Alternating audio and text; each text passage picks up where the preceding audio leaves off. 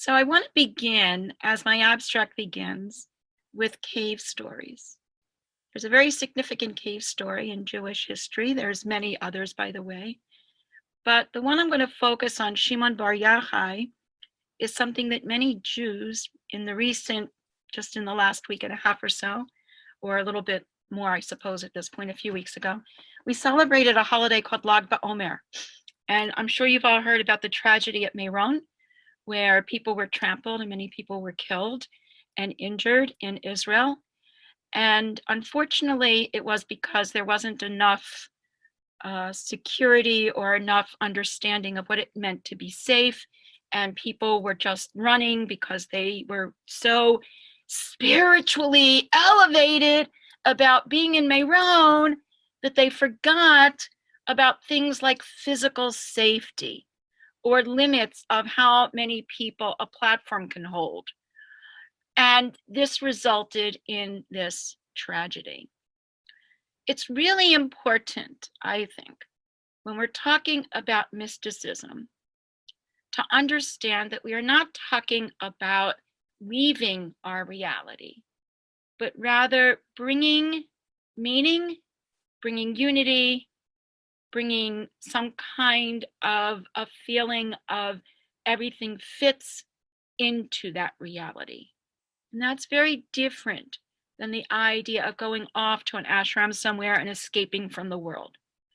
For us, Jewish mysticism generally is something that is supposed to be undertaken within reality.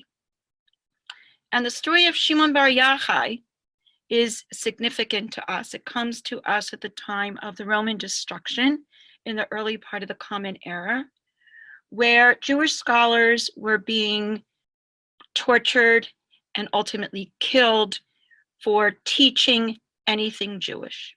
So he and his son escaped into a cave. They stayed there for 12 years. After 12 years, Eliyahu Hanavi, Eliyahu the prophet, Elijah comes and says, okay, come out into the world. You're ready for the world. And during those 12 years, they stayed in the cave in sand. There was a carob tree that grew. There was a water fountain. His wife brought food. And they just lived there for 12 years and just studied and prayed, studied and prayed, studied and prayed. Had nothing to do with the world. Comes out to the world after 12 years and sees a man plowing his field. And he basically says, you idiot, what are you plowing your field for? What are you dealing with something so mundane when there's God to connect to? When there's prayer and there's study and there's all of these amazing findings that just lift us out of this temporal experience. And a voice comes down from heavens and says, Shimon Bar Yochai, you and your son Elazar are in that cave for 12 years. You totally missed the point. The point is not to elevate yourself so that you are above and beyond our existence, but to elevate yourselves so that you understand the purpose of our existence. And you missed it. I think that's a really important foundational teaching of Jewish mysticism. Shimon Bar Yochai is credited with actually authoring the Zohar, although the credit is given to Moshe de Leon in the 13th century for bringing it to our attention. He lived from 1240 to 1305. And in seeking this unity that Shimon Bar Yochai was attempting to have in his very secluded, very protected environment, he missed the point of what all of his study was. In Jewish mysticism,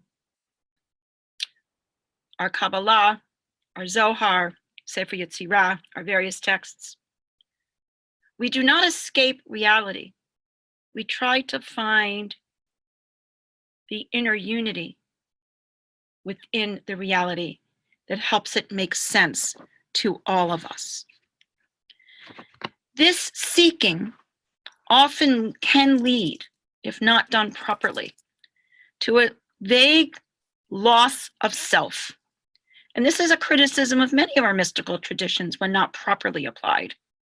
Think of, for example, the whole Madonna thing in our society with the Kabbalah and the red string, and that's not what we're talking about here. That's not what any of us are talking about in terms of our various traditions. For us as Jews, we are somewhat frustrated, as I think we all are as people of faith, if we truly understand God or the divine being to whom we are trying to attach ourselves. Devekut, it's called in Hebrew, attachment. We are limited as finite and limited beings. There are conflicts and differentiations that are divisive and preclude our achieving this ideal and desired unity within ourselves and in building our community, as well as attaching ourselves to the divine source. We have to figure out how to take all these different components of our lives and put them together in a way that helps us achieve a wholeness that makes sense and does not leave us feeling adrift and lost in the divisiveness of all of it. In so doing, we are challenged to find the divine being inside of all of us, in our core being. Moshe Chaim Luzzatto, Ramchal, was a prominent Jewish rabbi, Kabbalist, mathematician, and philosopher who lived in the 1800s in Italy and then ultimately spent the end of his life in Israel. Notice what I just said: rabbi, Jewish mystic, mathematician, and philosopher. Many of our teachers are, in fact, those that have become expert in these multitudinous fields, bringing them together. He writes as follows, and if you want to just sort of close your eyes and sort of meditate on these words for a moment, please feel free to do so. Every Jew must know and believe that there exists a first being, without beginning or end, who brought all things into existence and continues to sustain them. This being is God. It is furthermore necessary to know that God's true self cannot be understood at all by any other being except God. The only thing that we know about God is that God is perfect in every possible way and devoid of any deficiency. It is also necessary to know that God's existence is imperative. It is absolutely impossible that God should cease to exist. Furthermore, we must know that God's existence does not depend on anything else at all. It is intrinsically imperative. God's essence is simple. In Hebrew, we say pshuta, b'pshuto nimtza shlemut. In the simplicity, God's completeness is found, without any structure or additional qualities at all. Every possible perfection exists in God, but in an absolutely simple manner. The human mind, on the other hand, has many different faculties, each with its own area of activity. When we speak of God, however, these are not different faculties. They are existing God qualities that in a human being would be quite different. We as human beings, we know we have different lobes in our brain, different skills and faculties come from different places. We live in this world of discordance, of how do we compromise, or how do we bring together, or how do we complete this side of the puzzle with that side of the puzzle? How do we take left brain and right brain and put them together? This is the only way we can survive as human beings. In Luzzatto's teaching, he shows that God created order out of chaos and then had to keep that order in check every time chaos once again erupted, as it often has and continues to do so. Think about the fact that the book of Genesis begins with the words, "In the beginning, God created the heaven and the earth. Now the earth was unformed and void, and darkness was upon the face of the deep, and the Spirit of God hovered over the faces of the water." Then through creation, God speaks, brings forth, separates, divides, takes a multitude of actions to end that initial unity, Bereshit, in the beginning of something that we can't explain, and create all these differential parts, our goal being to interact amongst ourselves, and in so doing, come back to some sense of unity. That is the focus of Jewish mysticism. When Shimon Bar Yochai came out of his cave and saw the man plowing, he did not understand that.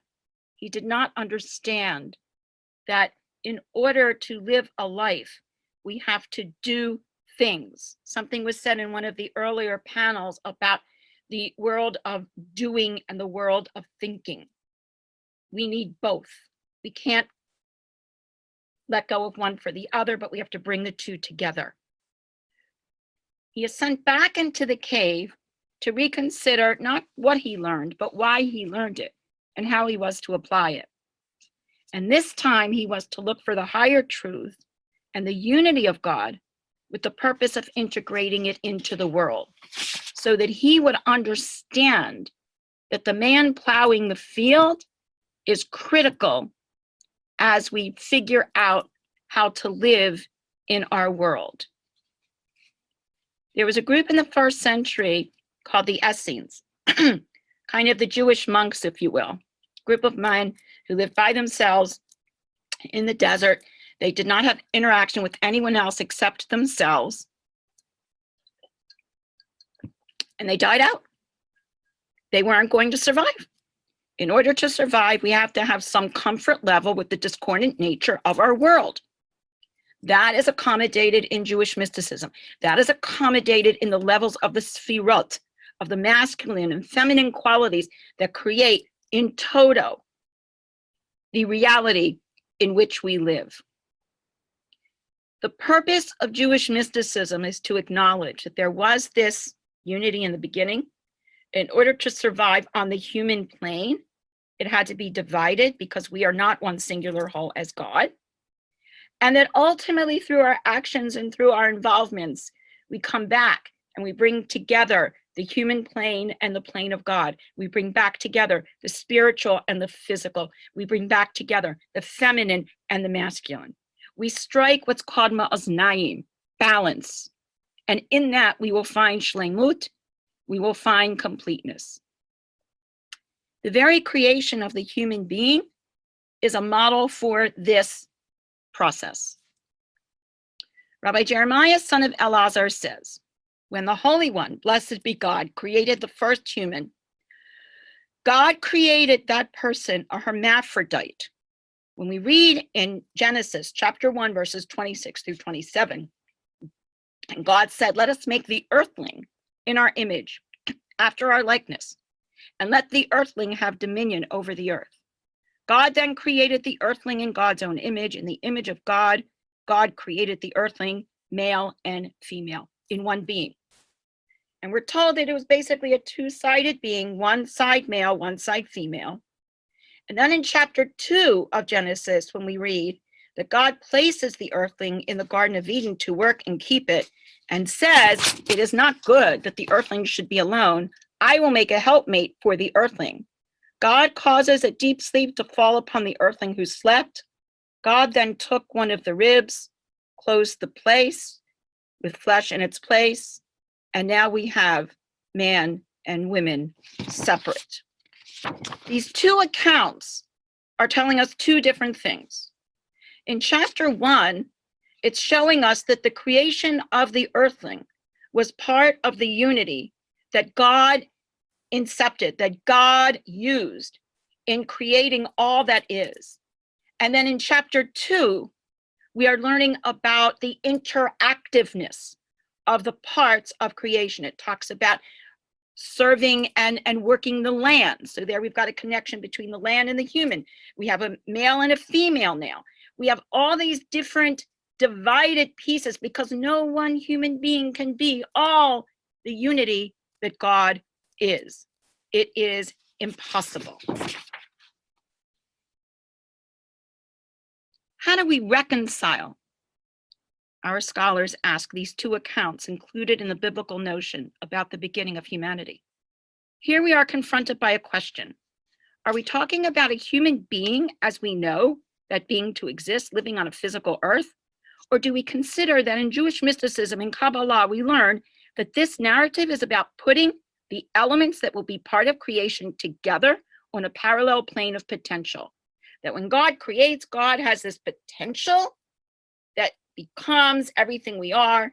And then God does what's called tzimtzum. God has to retract to make space for everything that God has created. This first stage of conceptual creation is the one that allows us to discuss different human beings, our interactions with each other, our interactions with the environment and the creator. This is the stage of Yetzirah, the plane that Kabbalah teaches is between heaven and earth, and is where the soul and characteristics of each human being are being planned prior to their actualization as physical entities. So we're reading chapter 1 more as the potential and becoming, and then chapter 2 as entities as we understand them. Gerald Schroeder, a physicist, a bit of a mystic, a rabbi, a scientist, teaches that it is only in chapter 2, verse 7, when it says, God breathed the soul, the breath of life into the human being, and then the human being became a nefesh chaya, an entity that could exist in this world. Only then can we begin to talk about who we are as human beings outside the idea of potential. Also, between these two versions, the androgynous one primordial being now becomes two human beings. That is to say that the original being that God created, the earthling, was made up of both masculine and feminine, and then was divided into two human beings as we know them. With these divisions comes the potential for us to act with agency. It can be for good, bringing unity, or it can be for bad. It can be divisive and harmful. How do we choose one over the other? And where do we find an approach for doing so? This word was mentioned in an earlier presentation, but in Judaism, we have what's called Mitzvot, commanded actions. Mitzvah, many of you probably know, is a good deed. But what it really means is from tzivah, that these are commanded actions. This is how we are to live. This is how we are to go along in our world. The Zohar teaches as following. We have to understand how all of this comes together. Okay.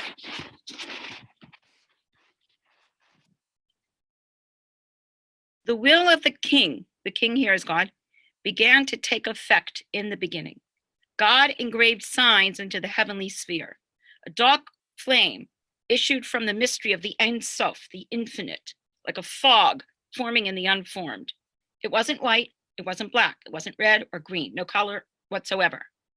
Only after this flame began to assume size and dimension did it begin to produce colors, because human beings need colors.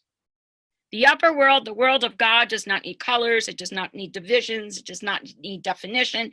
It does not need different, what we call capacities. There is this unity. But the only way we can even hope to approach that is through living in our world, in our plane of diversity, of discord, of everything that sometimes may feel is just too much.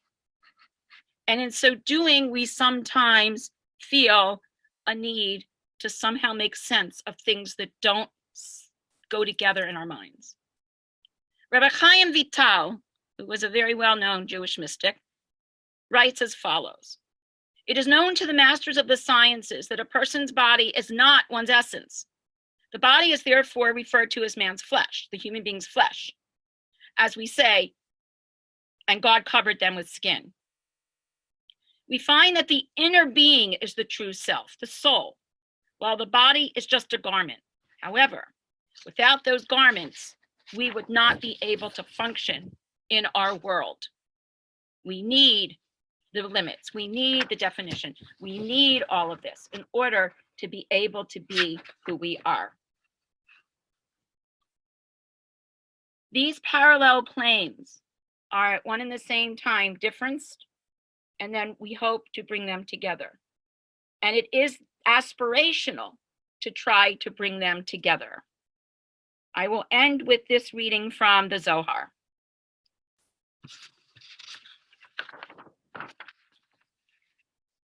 Do not read, "You are my people." This is God speaking. But rather, "You are with me," as in you are my partner in creation. Just as I, God, have made heaven and earth by speaking, you too will take care of earth by your actions. The ideal in Jewish life is not to go off into a cave, as Rashbi did, Rabbi Shimon Bar Yochai, and to come out and not understand that everything in this earth was put here by God for us to enjoy and for us to use and for us to try to make better. The ideal is to, yes, immerse oneself in study and in secrets, but also accept the limits of how far a human being can expect to go in discerning them while living a life of deeds, of actions, of mitzvot. These actions come from the unity that is the source of all secrets. They come from God. This breakdown of the unity into manageable parts is necessary in order for us to live our lives. For example, the light created in the first period of time that we are told about in the story of creation is what God created ex nihilo, from nothing, not the luminaries we perceive and consider as part of the rhythm of our lives. These come into being during the fourth period of creation. God is concealed. We as human beings will never completely and totally understand God, because by the nature of who we are as human beings, we are made what's called B'Tselem Elokim, in the image of God, not God. And therefore, we as human beings operate on our plane. We do our actions. We do our part. And in so doing, our hope is that we take the discord that we have been given to work through and find a unity that will work for us. I think if we could all take that message, and I love what the Hickey Center does, and I love that this group of people come together, and I think that if we can take these messages and not just share with ourselves, we're preaching to the choir, but go out there and share it with as many people as we can, maybe then we can all work together to heal our fractured world. We will not get rid of all the fissures. The discord will be there, but we can try to achieve some sense of unity. Thank you. Thank you, Dr. Yusine, for your presentation. And I'm sorry I joined later. I wasn't sure I didn't know I was supposed to host this since the original moderator didn't come. I'm here, I'm Bishal Karna. I'm a faculty at Nazareth College. So we have our next presenter, Professor Andrii Krawchuk. If I'm saying that incorrectly, please forgive me. And he'll be presenting a paper titled Hasidic Prayer and the Project to Redeem the World, Insights for Reconciliation and Peace in the Land of Baal Shem Tov. So please go ahead, Professor Krawchuk. And you'll need to unmute yourself. Thank you.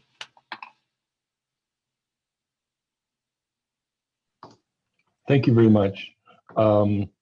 So my working title is just slightly revised. It's still the same as it was, but the wording is the Hasidic Project to Redeem the World, Practical Insights for Interreligious Dialogue and Reconciliation. And that's just an indication that it's a work in progress. I present it today with gratitude for the organizers, the invitation and the opportunity to join the group. Again, good to see Sandra. I will just begin, even before I get into my paper, with a note that I really appreciate in Sandra's presentation so many of the points that have resonance with what I'll be doing, and I do hope that people will take note of that.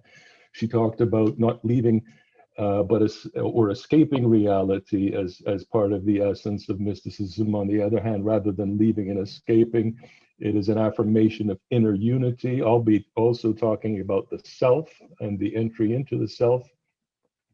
The two worlds that need to be connected, the world of thinking, the world of doing, and also in particular, since it's an area of my own research interest, is the ethical dimension. And it's where we ask questions about how do we determine, how do we, by what criteria do we make fundamental decisions about how life is to be lived, and what is the correct way, what is the right path, and how do we stay on it? I should also mention that I am approaching this research topic not from within the tradition, but as an outsider. And so some of the terms are terms that I had to look up. My pronunciation, just as with my own name, that could cause difficulties. I may be inaccurate in some of the pronunciation. I ask your forbearance on that. And then I guess just to enter into the discussion, which I will present in 4 points, basically context. I want to talk about core principles. And then third, I want to talk about challenges and adaptation that Hasidism has experienced. And finally, I want to close out with insights taken from the famous storytelling tales that have been studied from people like Martin Buber and so many others, the Hasidic tales, and what kind of insights do they bring for interreligious dialogue and reconciliation. So first of all, context is really where I come into the picture. Where do I situate myself coming from outside? My point of departure, or entry actually, is a larger study of religions in Ukraine. And what I'm trying to do is compare historical traditions, beliefs, and responses to actual events and challenges, social and political transformations that are taking place in Eastern Europe, in particular in Ukraine, namely the dissolution of the Soviet Union, Ukraine's independence, and Russia's power efforts to restore its political control.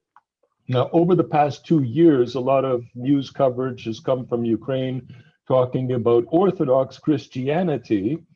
And so that's attracted a certain amount of international interest, and in particular in relation to the Orthodox Church, Orthodox Christian Church, and its the rift between the Ecumenical Patriarch of Constantinople and the Moscow Patriarchate. But there's another religious orthodoxy with deep historic roots in the very same land, and I'm talking about, of course, Hasidism.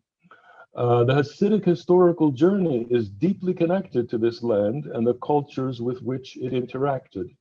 That coexistence included moments of creative encounter and very positive moments, along with also experiences of exclusion and shunning by not just non-Jews, but also by other, as we will see, Jewish communities that rejected Hasidism's innovations as a reform movement that was informed by mysticism. Now, along with members of other faith communities, Jews participated in the anti-government protest of 2013 and 14. And when Russia launched military interventions in Crimea and eastern Ukraine, Hasidic pilgrims who visit Ukraine every year from Israel and other countries were very generous in their support for Ukraine's defense. So these convergences, the protests and now the support for the Ukrainian independence and sovereignty have brought religious communities in Ukraine together in the public space as never before. The young people are coming together and speaking out in public on issues of common concern.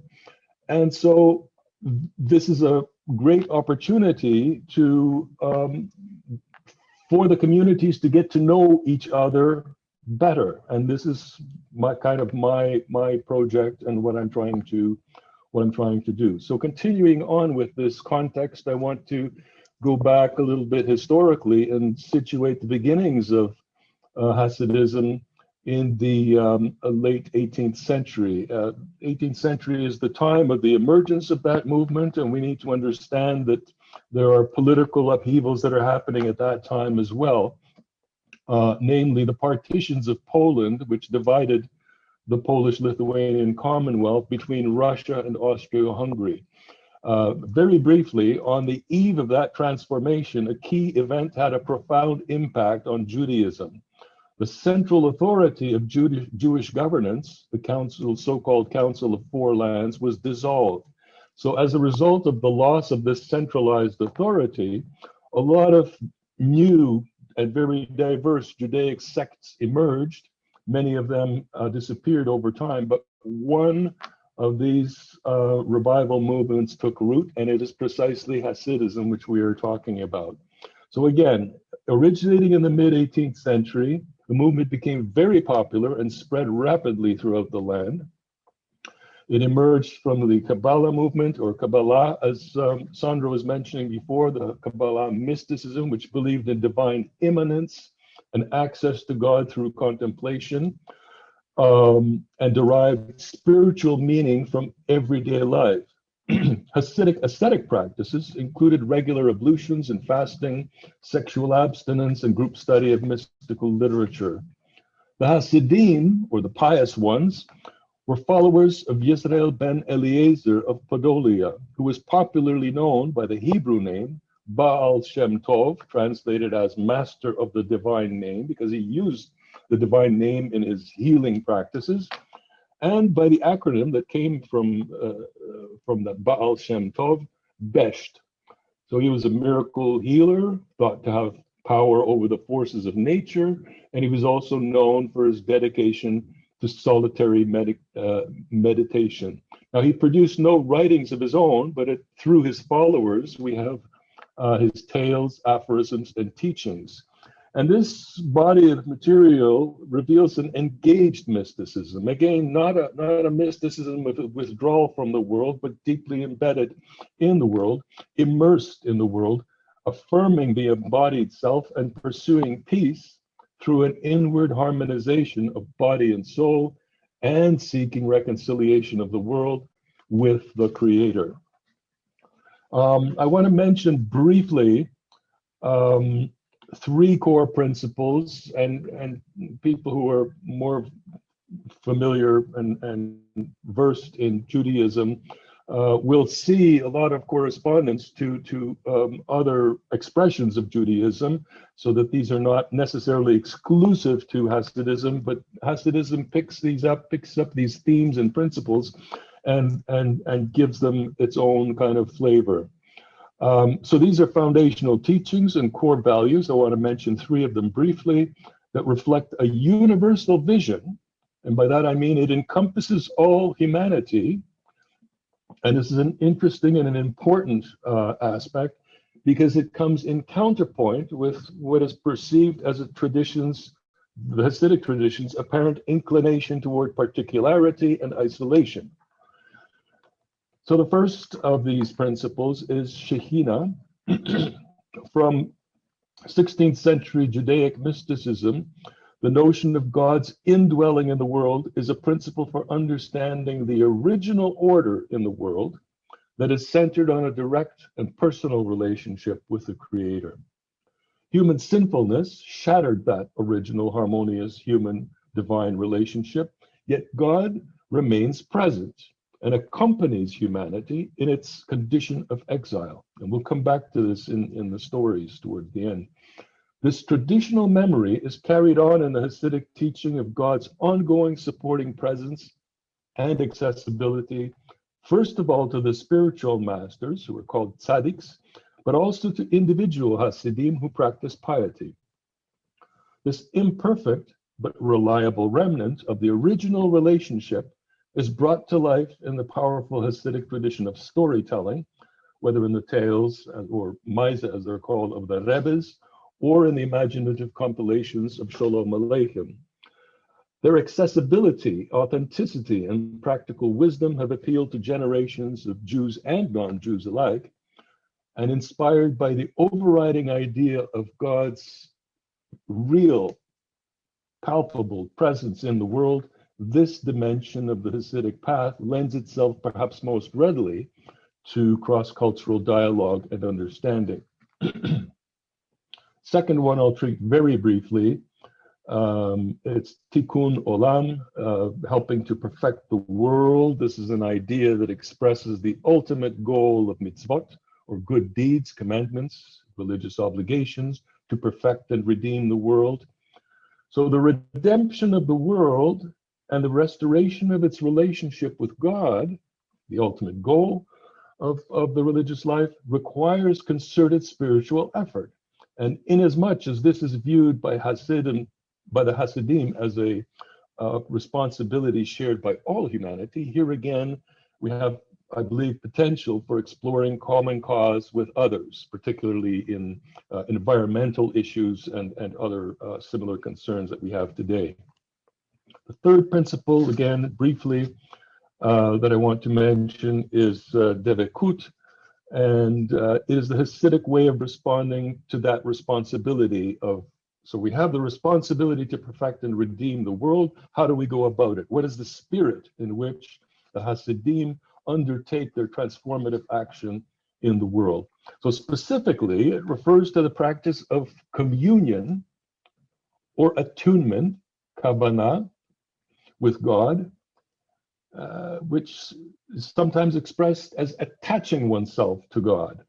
According to the Best, when it is fulfilled in this spirit, even the most menial human task offers meaning and holiness to human life. Even the most menial human task. The Hasidim strive to perform all their activities in joyful service to God, and from the different expressions that we have in Fiddler on the Roof and so on, we see the emphasis on ecstatic prayer as a locus and dance as an expression of attunement with God. This is the engaged mystic's mindfulness, the concentrated focus of a pious one who, despite appearances, does not withdraw from the world, but rather with a single-minded focus prepares the way for the Messiah. Skipping over a small section here and moving on to part 3, which I call challenges and adaptation. So I go back a little bit historically again and into the historical narrative of Hasidism. As a reform movement, Hasidism proposed alternative ways of being Jewish that were not always well received. Its chief opponents in the 18th century, the Mitnagdim of Lithuania, led by Rabbi Elijah ben Solomon, voiced vehement objections behind which we may read the positions of both parties, the Hasidim and the Mitnagdim, as well as get an indication of the intensity of their disagreement. So I'm quoting Leo Trepp here, who's a scholar of Judaism, and he says, Rabbi Elijah saw in the Hasidim, their worship and practices, a schismatic movement that threatened Judaism. Their devaluation of Torah study violated halakha. Their adoration of the tzaddik, spiritual master, as intermediary between God and the people was idolatry, especially as many of the Rebbes were ignorant. Their way of life was heresy. He excommunicated the adherents of the Hasidic movement. The conflict between the Mitnagdim and the Hasidim was bitter. So in a terminology of estrangement that is familiar in Christian historiography, we have here a snapshot of a very profound split that occurred in East European Jewry. Post-Enlightenment debates had fired up controversy over whether Jews could and should embrace the new spirit of reason, study, and openness to secular science. Rabbi Elijah's Mitnagdim answered the question affirmatively, yes, to science, reason, and study, while the Hasidim at that early time chose the mystical path to meaning, and that difference of perspective created a profound conflict. Now, very quickly, we move through the next decades and centuries. Later, Hasidim developed in various ways, demonstrating a capacity for internal reorientation and adaptation to new circumstances. And I give three examples here. First, its followers eventually overcame their differences with the Mitnagdim, and even joined forces with them when a common enemy appeared on the scene. These were secularizing liberal anti-rabbinic movements from German lands, Reform Judaism, and the Jewish Enlightenment or Haskalah. Through collaboration, the two groups of Orthodox traditionalists attained official status and were recognized as legitimate representatives of the Jewish communities in Austria-Hungary. So just a quick example. Second very quick example. Another noteworthy development within Hasidism is a movement called Chabad. Its founder, Rabbi Shneur Zalman of Liade, sought to make the mystical teachings of Hasidism intellectually accessible and to affirm the primacy of the mind over the heart in matters of faith. The self-designation Chabad, in fact, comes from the Hebrew acronym for Chokhmah, wisdom, Bina, understanding, and Da'at, knowledge. And this, again, marked the shift that was taking place towards reason as an essential element of the spiritual way. This accommodation to Enlightenment ideas marked a significant shift from the initial Hasidic position. And the third example is that of a more recent and prominent branch of Chabad, which is named after its place of origin in Poland, Lubavitch. So the Lubavitchers became known for their commitment to education, the use of technology, and outreach to non-Jews. Again, each of these items, quite an innovation as compared with the original vision of Hasidism. So in diverse ways,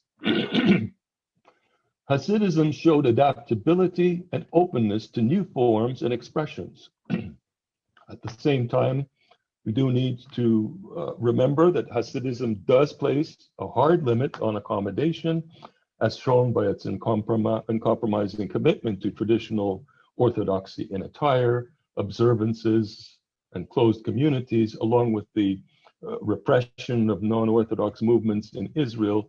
The Hasidim maintain a red line on the degree to which they are prepared to adapt to social change, as well as science and the modern pursuit of dialogue.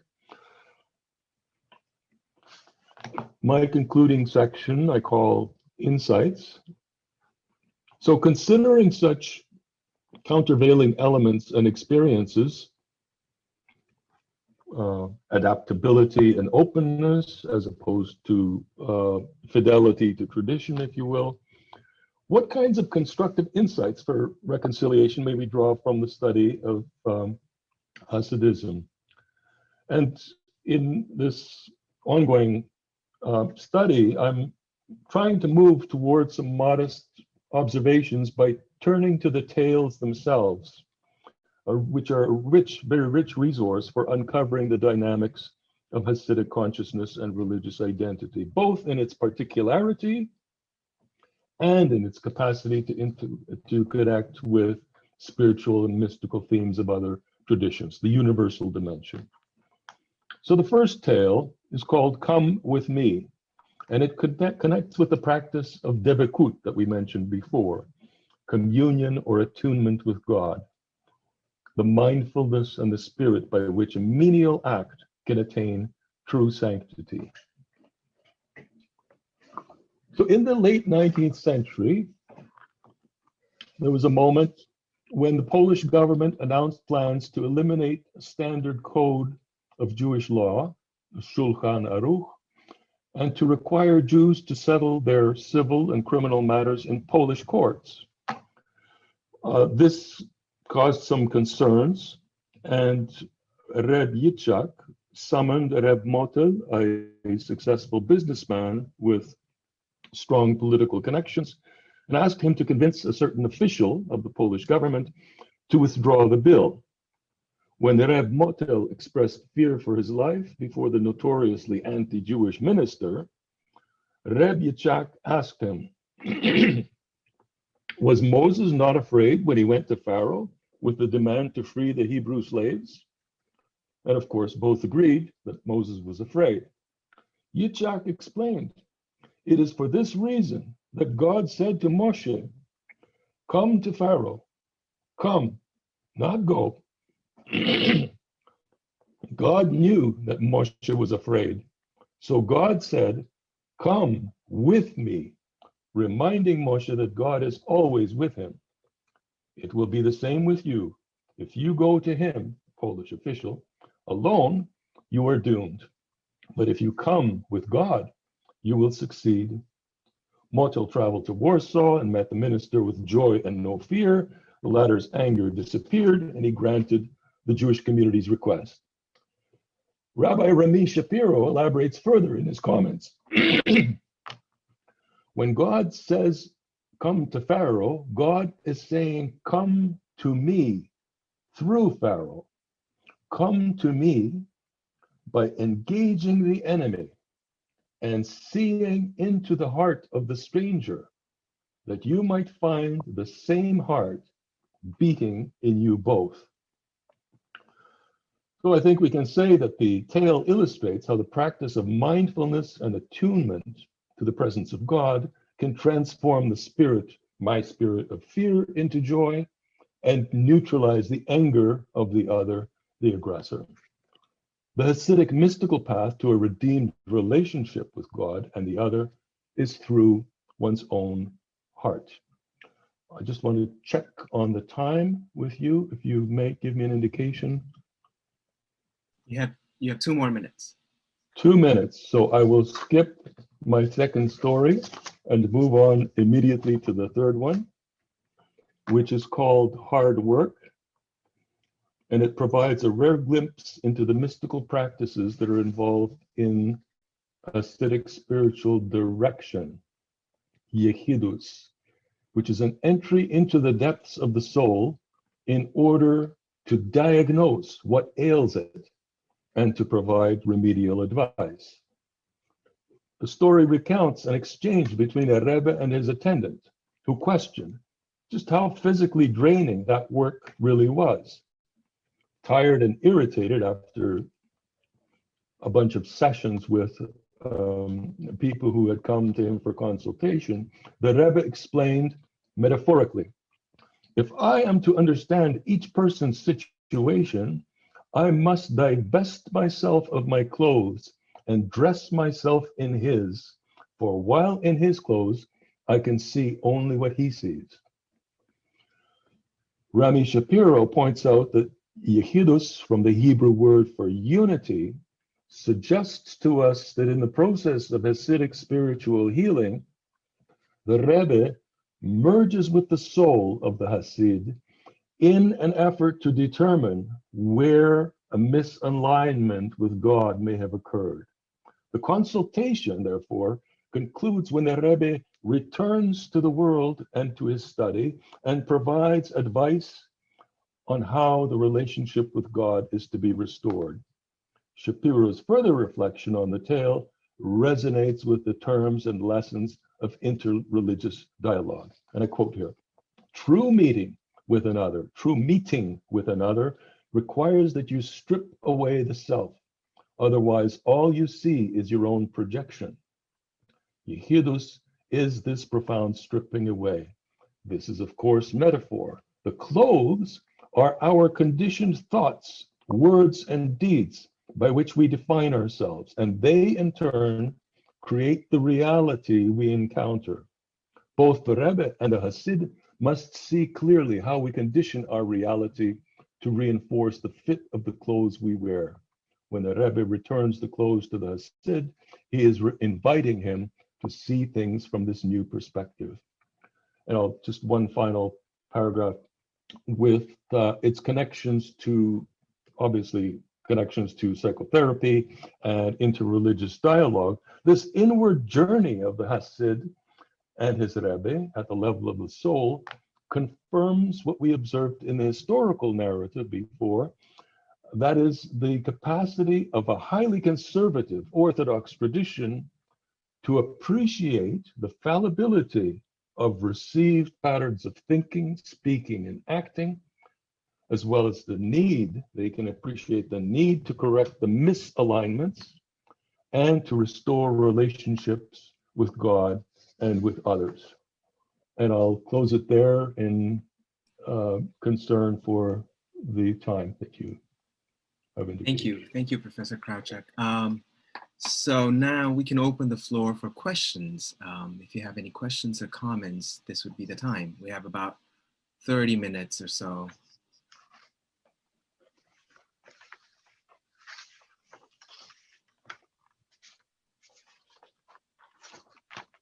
If there aren't any questions, I'll throw in my second story.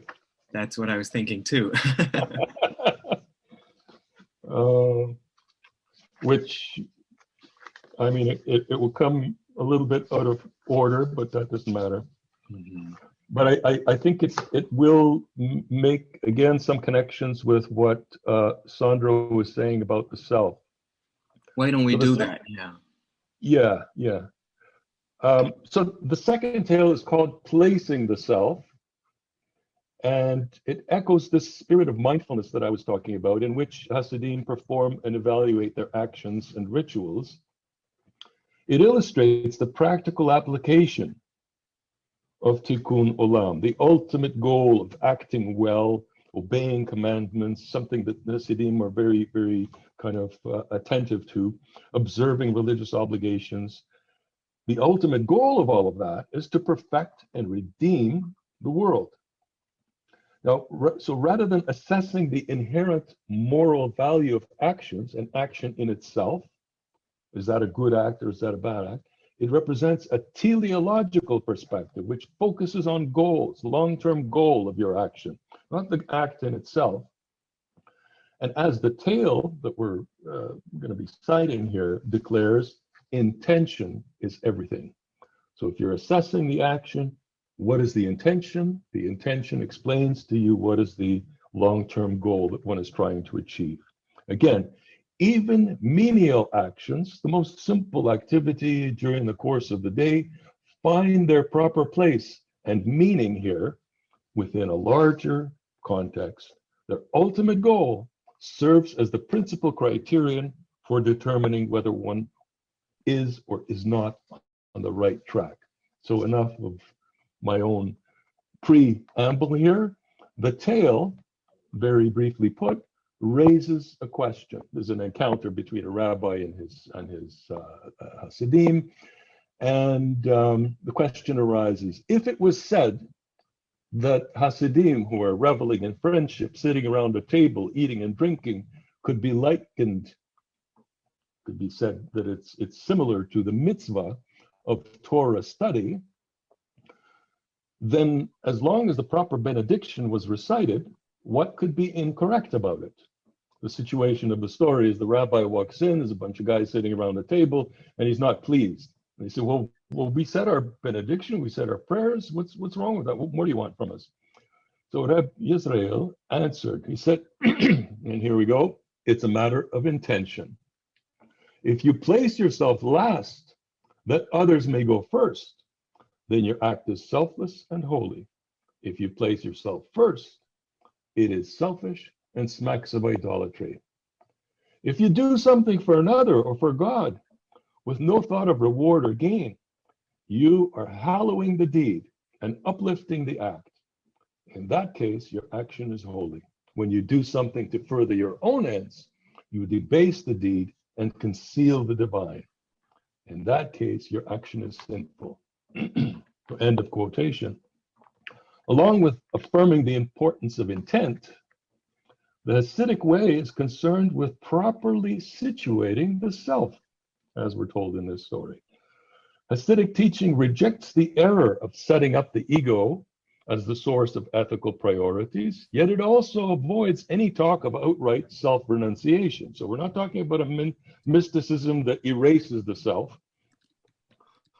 It is the intention behind deeds that determines if they are pure. By doing, as we quoted before, something for another or for God with no thought of reward or gain, one sets aside selfish inclination, and the action is holy. For Hasidim, the path to purity lies not in suppression of the self, elimination of the self. The self is still there, but in remembering that others come first. Selfless action, achieved by freedom from selfishness rather than an erasure of the self, is a defining element of acting well, tikkun olam, in a Hasidic way. So I think I see Sandra nodding quite a bit. So I think that story was the one I shouldn't have skipped in the first place. But anyway, these are stories I picked from the collection. I don't know. I'm sorry. It comes out backwards there, but it's Hasidic Tales, Annotated, Explained by Rami Shapiro, and it's just wonderful to read each one of them. They're very brief stories, but Shapiro also gives tremendous insights into them, and I don't think he's Hasidic himself, but his comments have received some favorable reviews by people in that tradition. So he has their kind of. So I'm hopefully putting myself in good company. And again, what I'm trying to do with all of this is again to come back to a community that is making its imprint, has made its imprint in the culture. I mean, the stories of Shalom Aleichem and so on. I mean, that's all Eastern Europe. That's all Russia, Ukraine, whichever empire was going on at the time. And what I'm trying to do is to learn about the people. Part of my research is not just picking up these books and tales. I actually go and I interview the rabbis. I've met rabbis in Ukraine and have spoken with them. Delightful people. And trying to put something together that, again, very cautiously, because I'm not in that tradition myself, but truthfully represents what is a vital and dynamic kind of a part of that society, which is only now beginning to discover itself as a pluralistic society.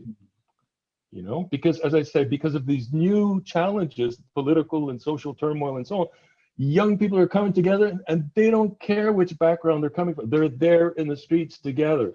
And yet they bring with them their values and their reasons and their ways of articulating why they are there, what brought them there, what their story is. So this is what is kind of again my entry point and what I'm trying to achieve here. So thank you. Oh, I think you're on mute. I am. I'd like to respond. Andrii, that was beautiful. That was really, really very, very beautiful. I think sometimes it's so important to have the outside point of view, because those of us that are inside sometimes get so caught up in the weeds, in the politics, in the different, my life is advocating for LGBT folks in the Orthodox Jewish world, women, multi-faith dialogue,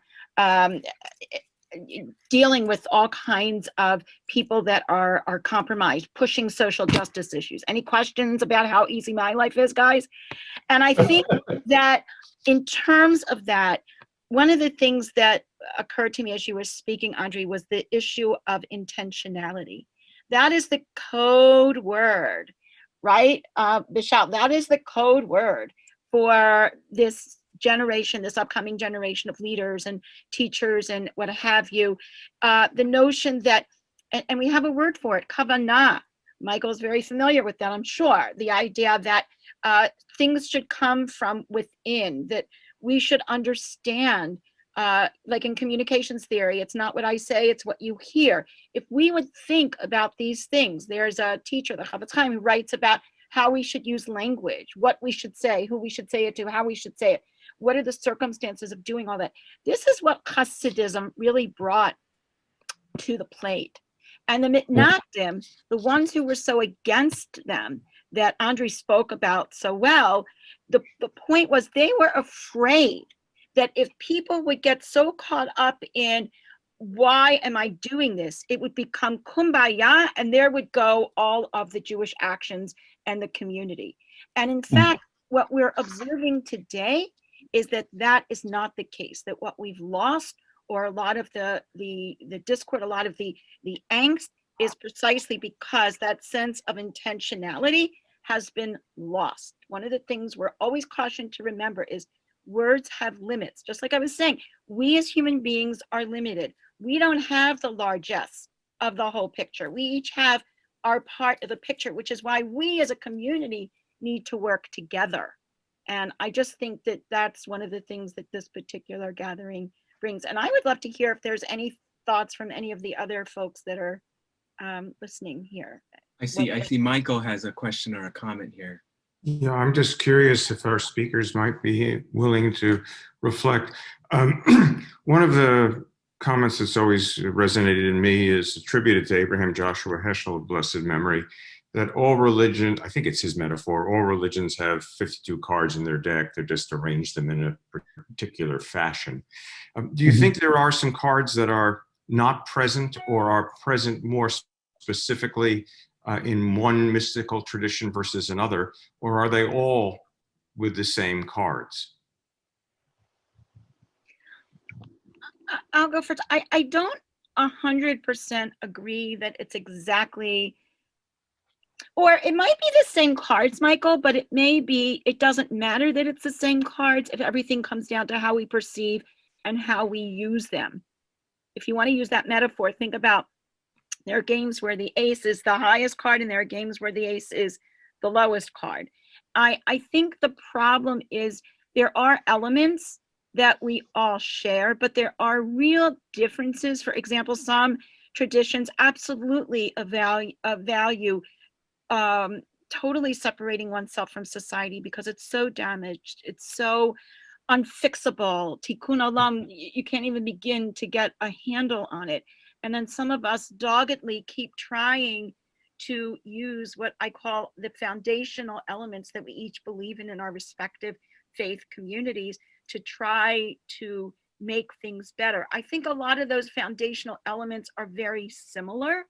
I think the way we enact them are different. And I think that the differences sometimes are important. Remember, Heschel was speaking and teaching at a time where, I mean, that's to go back to Andrii's thing, that's a whole historical period of time to deal with in terms of the various different ideological movements in the Jewish community and what Heschel was trying to convey and how they thought about him at JTS. And there's a whole story there. But I think his point that if we could get past the individual differences to look at what is it that we're trying to do with our observances, I think that's where you find a very similar deck of cards. Does that make sense? Maybe take a small stab at it, although I can't bring the breadth of, comparison of different strains of Jewish mysticism. I think what I'm seeing in Hasidism, like in its historical journey, is an attempt to work out different ways of doing this mysticism, of this achieving this communion with God, and over time kind of realizing that this is not done by pretending there's a guy out there that I'm speaking to. It's actually entering into the soul in kind of the spirit of modern day psychotherapy that one would do.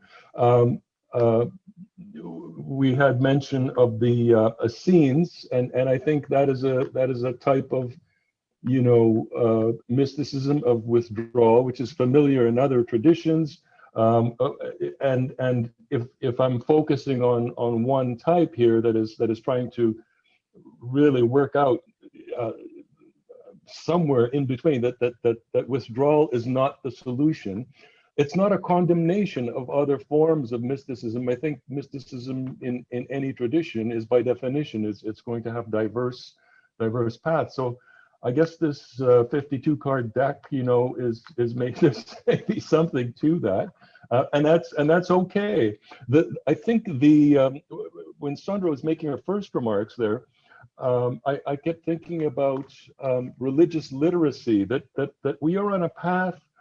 I mean, this is where I see myself. I'm trying to probe and figure out what is this tradition that I'm learning about. Am I getting it right? Am I understanding it? So it's necessarily going to be, before I ever publish anything, and this is going to Jewish people, they're going to be reading this, and no, he's off on a limb here. It's got to be corrected. So I think what's going on spontaneously in Ukraine, in the public forum, where people are meeting just over coffee and saying, tell me about your tradition. It's an acquisition of terms by which we communicate who we are. It's an increasing accuracy and a level of being historically informed about where we come from.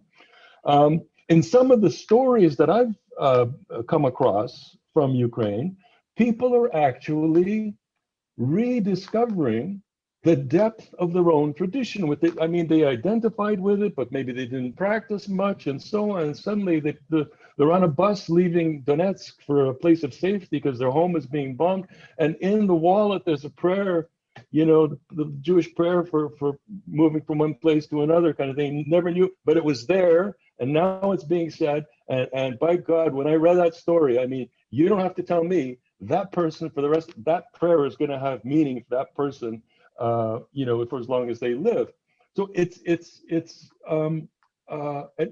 in many different instances, I'm seeing people who are facing challenges turning to their own traditions with new questions that they never asked before, and then coming out of this search with new literacy about themselves, a new way of a new ability to converse with others who may have questions of a profound spiritual nature. So I think that this, for lack of a better term, I'm calling it religious literacy, but it is an acquisition of and a habit of learning to discovering who one is, who one wants to be, because you make choices. This type of mysticism is not for me. I'm going to move into another one. But in many cases, saying, I never knew that this teaching has such profound relevance until now. Sometimes it's the living and doing that brings things into high relief for the first time. I don't know if that's that where it becomes your own story, that it becomes kind of relevant. Anyway, so I think also to amplify that, Andrii, I think also if we look at where we are at this time in our lives, and we look at all these people that are trying to reclaim their identity or connect to their identity, and the degree to which that is or is not being embraced by larger society, all the things that are going on in the United States and in the world right now, regarding the rights of Asian folks and people of color and Palestinians and Israelis and everybody all through the world. I think I always felt that mysticism was a matter of going inside, not going out, and by coming inside, that's how you reach that unity. That's how you reach God, because going back to chapter 2, verse 7 of Bereshit, of Genesis, we learn, and God breathed the soul, the breath of life into the human being, and that's where we became able to have this interaction with God and to see God inside of ourselves. And I think that so many people have lost that today, or have lost their way in trying to see that.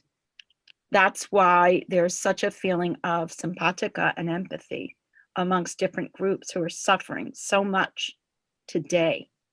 And those of us that are involved in ongoing multi-faith involvements, as I am in my life, and all kinds of conferences and bringing people together and sharing texts across lines of faith and all of that, we are trying to say, yes, and that's where, Michael, it might not be the same 52 cards, but it's the same deck.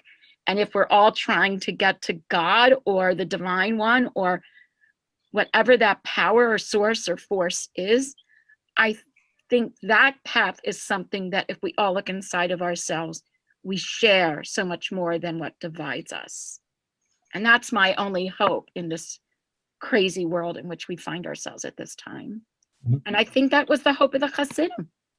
Yeah. It was actually when I read that particular story about the clothing and about what that clothing represents, all your inherited, constructed notions of separation, us and them, me and everybody else. I mean, this goes to the depths of the philosophy of the self, the philosophy of recognition, identity, politics, and so on. I mean,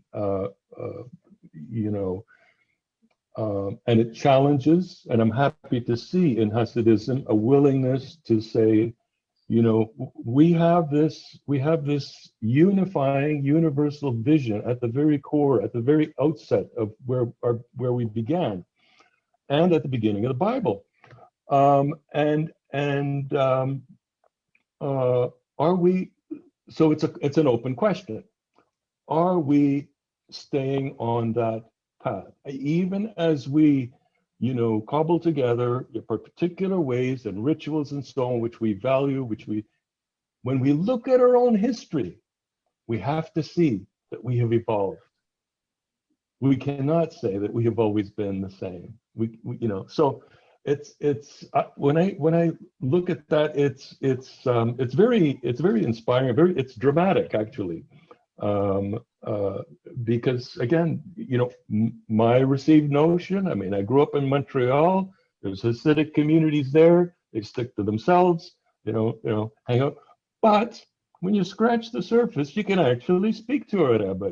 When you scratch the surface, you can actually meet people. And that's by the way, that's exactly what Chabad and the Lubavitch community brought to everyone. The idea of accepting everyone, the idea that every Yid, every Jew has their own path to God, and making the distinction between what we do between us and God, between me and God, and then how we act between you and me, which is also between us and God.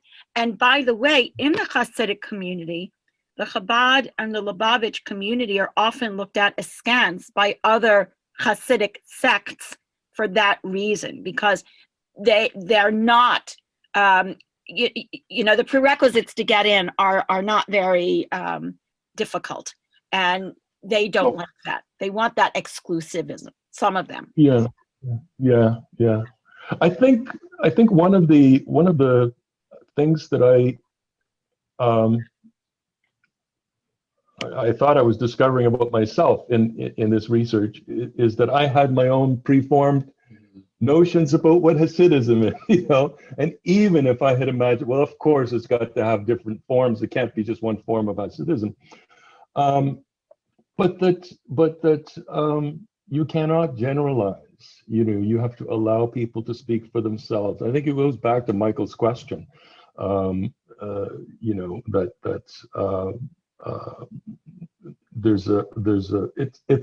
don't know if the deck is a good way of capturing it, but it's really about internal diversity and internal ongoing debates.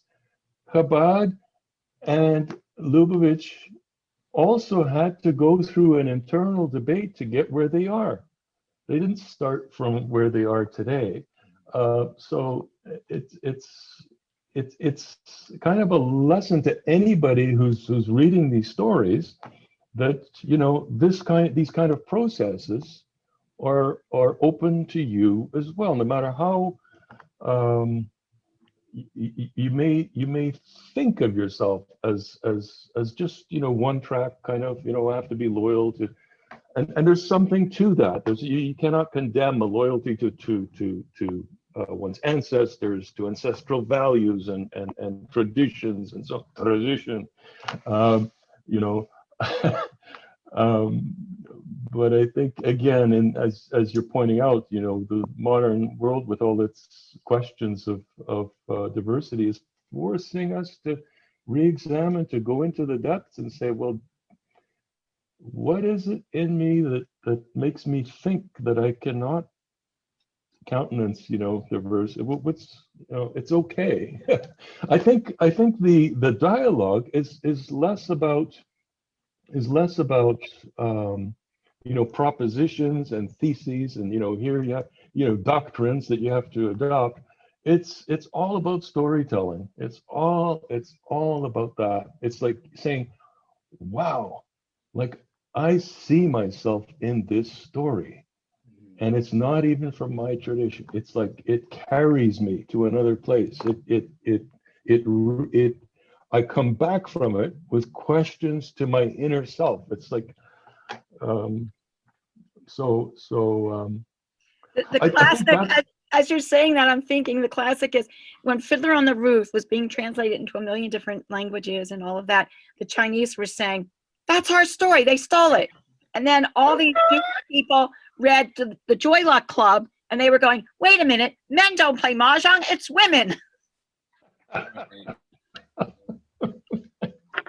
I have a quick question. I don't know if it's quick. We don't have as much time. So I study Buddhism, and my research has to do with Zen Buddhism in the United States.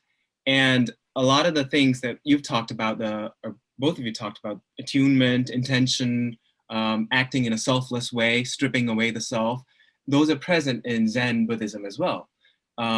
So I studied two different institutions in the same lineage.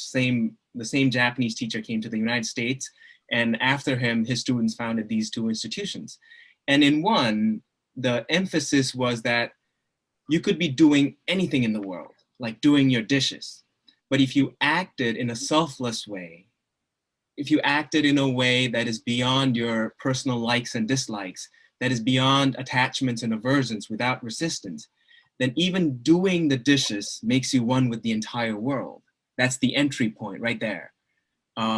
So a student asked the teacher, then how do I change the world? And the teacher said, go do the dishes in this way. But then there was a city center in St. Paul where they would say, no, it's not enough to do the dishes. You have to also engage in specific acts of social justice. Right. So one said, any act you do with a purity of intention beyond your personal agenda becomes redemptive socially. And the other said, no, that's good, but you still have to engage in specific kinds of act in the social domain. So I wonder if you see this dynamic in Hasidic communities as well. Absolutely. There's a guy who wrote a book, Roger Kamenetz, called The Jew and the Lotus. Mm-hmm. And there's this whole thing in the Jewish community. There's a lot of what we call Jew-boos. Yes. Jewish folks who were very frustrated with a lot of what they saw as the demands of living a Jewish life, and then went to Buddhism because they felt that there wouldn't be all these demands about what they eat or what they do on the Sabbath or all of these different things. But it has its own regimen of how you connect. And the point is all of these things are to connect us to something larger. So that's absolutely there. And in Judaism, that's why, for example, for every single thing we do, there's a blessing. For everything we smell, for everything we taste, for every experience that we have. We even are instructed on how to tie one's shoes, that everything counts. There's nothing that doesn't count.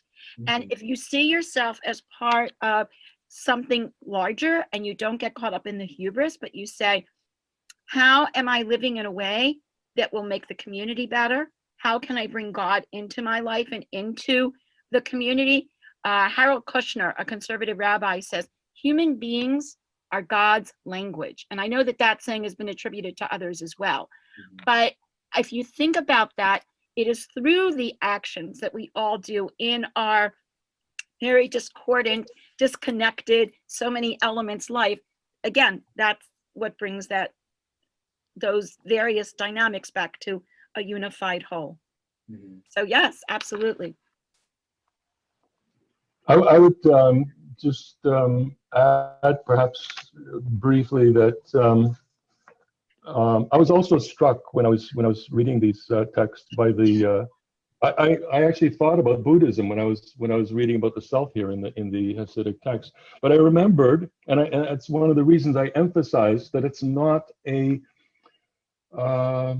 again, it's not the Christian kind of self-effacement, or that of the Essenes, if that was what they were doing. But in Buddhism, if I know it, I mean, again, with all the different variations and so on, the self is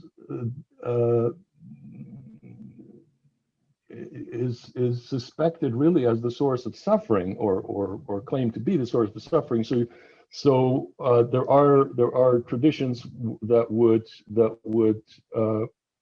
speak of the self as an illusion. Mm-hmm. That you begin, the enlightenment begins with the realization that all these separations, and again, it's just another language, another card in the deck, that we are all one, that there is no such thing as a separate. And I tell my students, I says, even this desk, even these molecules, the whole phrase that we had in the 1960s, the song, "We Are Stardust." Well, the cosmic Big Bang, I mean, actually intersects with these concepts. Mm-hmm. That there is no, everything that in our languages and in our terminologies constitutes separations, and the delineation of the self is an illusion. And I think so. There's profound wisdom, of course, in that tradition. So I don't think Hasidism goes that far, and Hasidism, of course, is a theistic, branch of a theistic world religion. But there's, despite those kind of things, you put up these comparative charts and say, here's Buddhism and here's Judaism and here's other religions. So they're different. We're actually exploring what are we actually hearing about the self? And when we explore that, we see that Buddhism is actually saying very, very similar things about how life is to be lived. The dishwashing, I mean, you tell me that that's not going to resonate with a Hasidic person. Right. It will. It's the exact same language.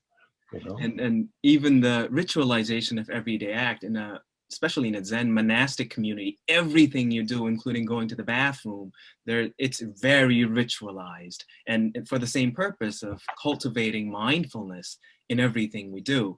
And it's almost, the time's almost over here. So perhaps what I take away is this expressing our universal commonality in our particular unique circumstances for the benefit of, in a very Buddhist way of saying, for the benefit of all beings, seems to be the message, at least what I take away. So with that, I thank our speakers and all of you for being here. Don't forget, the link is posted in the chat to complete the panel evaluation form. That helps us, with the feedback helps us to improve for next time. And we'll stay online. I will not end the meeting so we can continue the conversation, but others who need to leave, please feel free to do so. Thank you so much. Mm-hmm. Thank you for your help. Welcome. Thank you, everybody. Yeah, so your comment about Zen in the bathroom. Yes. I think we shared, one of the first prayers they teach in seminary is euphemistically called the Plumber's Prayer. And in a very nice translation, praise are you, eternal our God, ruler of the universe, who has made us in wondrous manner, with openings and closings. And if that which were to be open were to be closed, and if that which is to be closed were to be open, we could not stand before you. But the beautiful thing is, what's called the Chatimah, the seal of that blessing, is mafli la'asot. Now, Hebrew has this crazy ability to take a noun and make it a verb. Mafli is from the noun pella, which means a wow. Who wows to do. For most people, it's not wowing to do in the bathroom, but you're supposed to pay attention to it when it's working, not just only when it's dysfunctional. Right. which again is, very particular to that tradition, but also very applicable to everyone. We only pay attention to our bodies when they don't work. We complain when they don't work, but we forget the gratitude when they do work. Right? Yeah. Wonderful. I'm wondering about something here for the first time, and I think your original question about Buddhism was beginning to elicit that.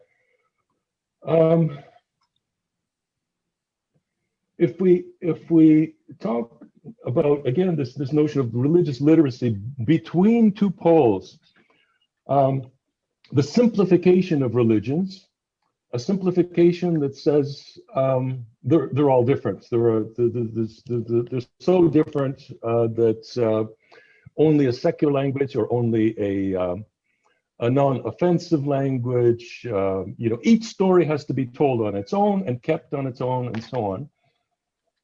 Whether that is helpful given the challenges that we face. And of course, on the other extreme, I've seen this, in myself, the tendency to say, well, this is so alike. It's actually the same. It's actually, So, I mean, it's the in between that is of more interest to me right now. Like, how do we accommodate, what do we learn about differences that is constructive and not destructive? What do we learn about similarities that is not generalizing or just resting on its laurels? Oh, there, we found the similarities, so now we can stop dialoguing. Well, no, dialogue actually continues, because precisely the kind of questions that Sandra has raised, the social justice and the LGBTQ and the things that are causing, that are maybe in some traditions a little bit more advanced, in other traditions they could benefit from a religious life. What is the story of how you work through these difficult kind of challenges, and in your own religious spiritual tradition, what kind of conversation can happen there in between, without conversion, without any of the two extremes there. I'm not articulating that very well, but I think the most significant word there is the in between, So between the two. In the Jewish tradition, in the Jewish, not tradition, in Jewish life, in Jewish practice, we have words and blessings and what have you for everything. We can pray for hours and hours and hours and hours. And the issue of prayer has been brought up. And one of the things that I always teach, which I think is it's such a beautiful concept, is the word for prayer, lahit palel. It's reflexive, and it means to hold one accountable, to hold oneself accountable. It can be either reflexive or between A and B. So either God and we are holding each other accountable, or I'm holding myself accountable. For Jews, every single thing is scripted. Like Michael just said, every single action, every single thing you do, you put on something new, there's a blessing to say. And there's times of the year where you can put something new on and you can't put something new on. It's so heavily scripted. And I learn every day. And I'm a teacher of Jewish texts. I teach Gemara. Right now, I'm learning, my daily learning is the Mishnah Torah. It's Rambam's book, his compilation after the Mishnah and after the Gemara. And one of the things that I'm constantly looking for is what in the learning is a standard and what in the learning is kind of a goalpost. And there's a difference, because in some cases it will say, do X, Y, and Z, but then if you don't do Z, it's okay. Or there's these foundational principles, like to save a life, or even if a life is in danger of being in danger, you can put aside a lot of the commandments. Or I think what happens, Andrii, is that people get so caught up in the words that, again, are limited themselves, as we've said here, that they forget, you know, I always, when I go to the theater, or when I go to a play or look at a piece of art, I always have this image that this person had a sense of infinity and they had to express it in a finite way. And then in looking at it and interpreting it, we're taking it back out towards infinity. And I feel that way also about texts, about blessings, about any formula in prayers. It goes back to the issue of absolutes. I don't think that we as human beings can really say this is an absolute. So for some of us, it's very heavily scripted. For some of us, it's not as heavily scripted.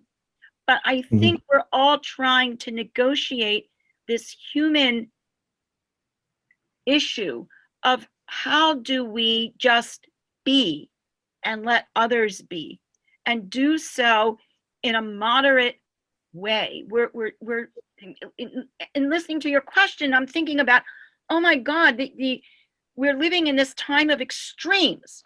I teach a weekly Torah class, and I just taught this past week was Parshat Naso. And so you have these extreme situations. You have the one who has leprosy, who's separated from the camp. You have the sota, the suspected adulteress, and you have the person who takes on the vow of being a Nazir, like a monk. And each of these things are extremes. And what we're to learn from these extremes are really lessons in moderation and in humanity. And I think that that's what's hurting us so much. I remember years ago when I do a lot of work around Palestinian-Israeli dialogue. Michael, you should be laughing by now if you realize what I am and all the stuff I'm doing. Because I have to laugh on my own sometimes when I think about how the community addresses me or deals with me or whatever. But anyway, we were in Israel when the wall was going up, and we were looking at it, and it was very painful, and you saw what it did to people and all that. And I came home, and my son at the time was about 11. And he said, Mommy, they have it all wrong. This is the way they should do it in Israel. You have the Palestinian areas, you have the Jewish areas. You can have nice, sweet little fences with doors, like, you know, little doors that you can open and go back and forth, like we have with our neighbors here in our lovely neighborhood, and then build a wall and take everybody's extremists and put them behind the wall and let them fight it out themselves instead of ruining our lives. I think a lot of times when we're talking about these issues, that's what we're using as the measuring rod. And that's what just causes me so much pain. I think your son was very wise. Oh, for sure. Yeah. But if I may offer what in Jewish tradition we call a devar acher, another interpretation of the conversation. And it's not because anything is incorrect in any of the others, for sure. Just another way of looking at the, what was it? Is it camel, designed by a committee? Right. And to begin, I don't know if anybody knows the name Dr. Fred Krauchuk. He was a wonderful, wonderful Presbyterian minister, a noteworthy pulpiteer, one of the best. And he talks about his first trip to Israel, where the guide, and everyone thinks their guide is the best guide ever, there's nobody better than that guide, said such and such a miracle happened at this particular location. And Krauchuk, without missing a beat, said, I hope you don't mind if I have another understanding. And the guide, without hesitation, said, of course not. You can be sure if there's only one way to understand something, it didn't come from God. Now, aside from the fact that I resonate to that rhythm. There's my joke is, had I written the Hebrew Bible, it would have been better. I would have made sure our people had a monopoly on God. But thank God I didn't write it, because the text knows better than I. You don't have to be a member of this club to be connected. But this is a language, a symbol system to be connected. The challenge for me in the world of religion is when somebody thinks that there's only one language and it's mine. Yeah. And what I'm also asking myself about is because we talk about interreligious dialogue, including people of no religion. We talk about interreligious dialogue, including people who don't want to dialogue, who are religious and so on. So I wonder about that too. I mean, we are engaged in our own ways, and yet we go back into a world that is either indifferent to some of the core things that we're talking about here, about there not being a single interpretation, about there being other iterations of one's own tradition. I mean, these are shocking things. But how do you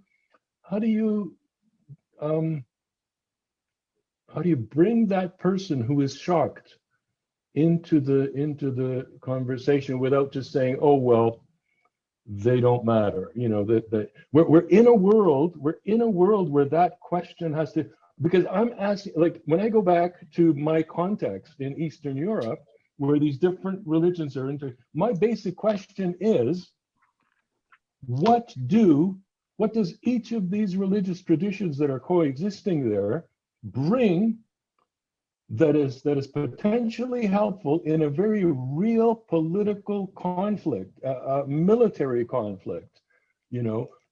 Are the religions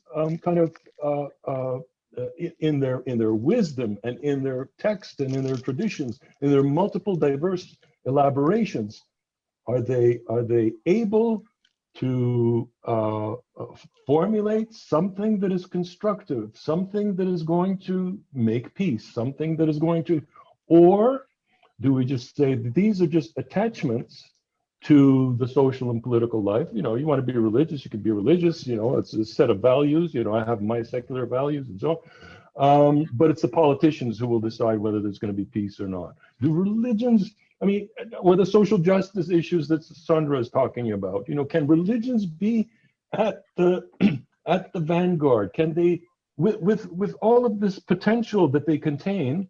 So these are questions that I'm kind of, I don't know if it's a fair question to ask, because who am I to ask leaders with their knowledge and their authority and so on. But I just feel that that's one of the reasons why I study religion, why I'm trying to understand things, not just for myself, but in the larger kind of context of what role religions can play. Because we get accused of, religion, well, that's the source of conflict, so why would you want to be religious? Well, no, that's not the case, but prove it, prove it. And I think there's, it's very inspiring to hear, about the dishwashing and the Hasidic variations on that theme, because it goes to the root of things. I mean, it incorporates, which self are you talking about? Who are you coming into this global conversation? Have you done your homework? Do you know yourself in the Socratic sense? I think also, I think that's critically important. I think people who have a self-awareness, who know who they are, I think they're the ones who will come to this table with the most to offer and with the most to learn.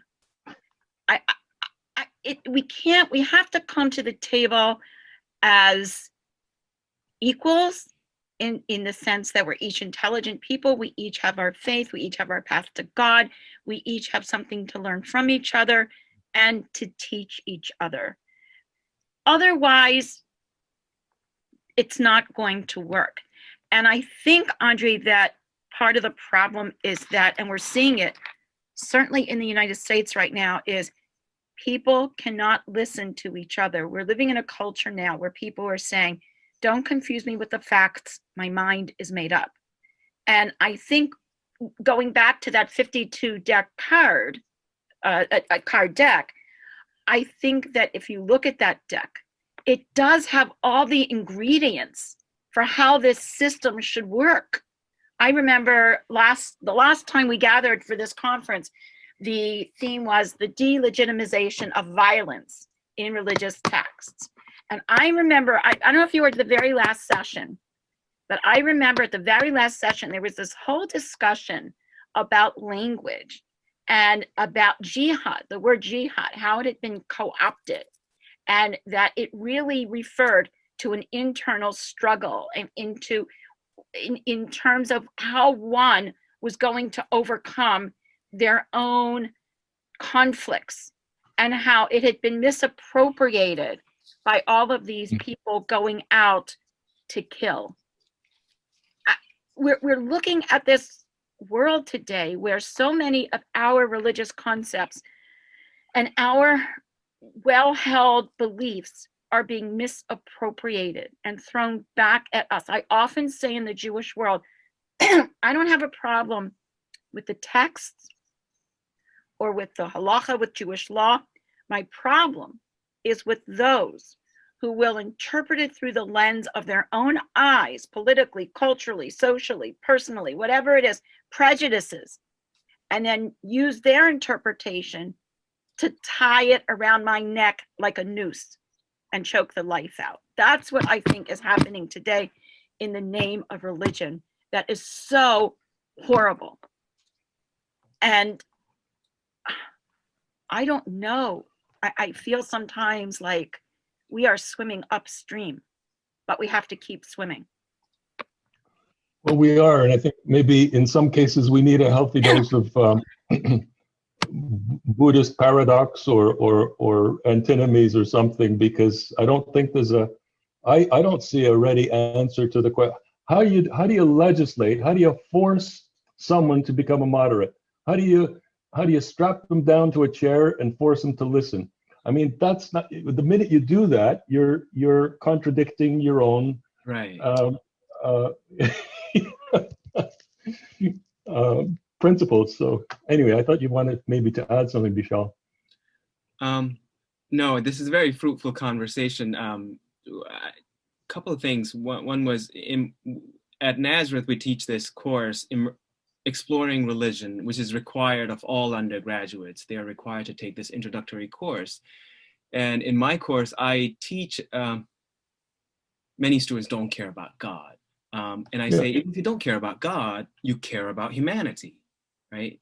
And religion you can study as a divine phenomenon, but it is also, even if you bracket the question of God, a human phenomenon. And there's something to be learned about your own self, about the human condition, by engaging these traditions and studying these traditions, about the enduring questions of humanity, identity, meaning, suffering, how do we get along with each other?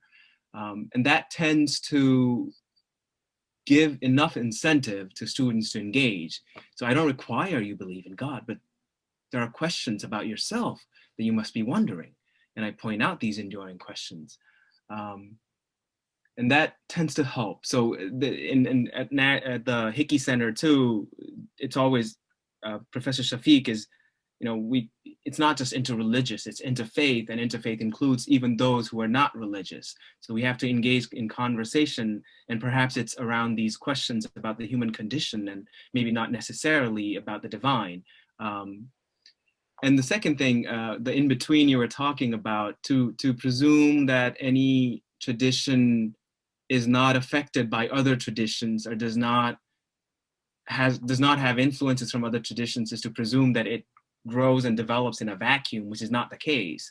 So in my master's program, my advisor, Professor Jonathan Herman, when he first studied Martin Buber, he read Buber's text and thought, this is just Taoist. Buber's talking about Taoist ideas. And everybody opposed. You can't just because there's a resonance, you can't say it's Taoist. But persisted and eventually found that Buber was in fact very influenced by Taoism. And he owned Taoist texts and he highlighted all those things in his text. So his historical research unearthed that Buber did study and was highly influenced by Taoism, and that's how he spoke. And it's reflected in his writings. So even if we take a very historical, empirical perspective, there's been many interactions over the millennia for us to really turn towards one another, to even learn about our own traditions. Yeah. Yeah.